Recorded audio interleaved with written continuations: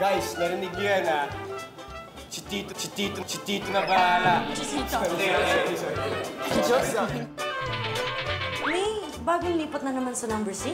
Ay, oo nga, nakita ko yung mga gamit eh. Sabi ko sa inyo, nakalimutan ko. Anong kinalam pizza sa music? Mas madali po kasi ako matuto pag may pagkain eh.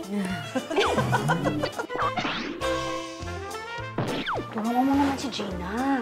Kausapin mo. Ano ba itutulong ko? Tsaka mga ako sa Oo nga, paano? Hindi mo siya nililigawan, ha? Gusto naman sa liligawan, no? Si Gina ang gusto ni Didi ang gusto niya. Di ba? Si Didi nga eh. Alamin mo muna yung buong pagkatao. Anong ibig mong sabihin? Na, baka lokohin ka lang nun. Tama ba? Pera, sabi ko na eh. So? Anong so? Eh, simula nung binigay mo yung number ko, hindi na niya ako tinigilan ng tawag tsaka text. Bakit? Hindi ka pa pumapatol sa bakla? Hindi nga. Sa matanda.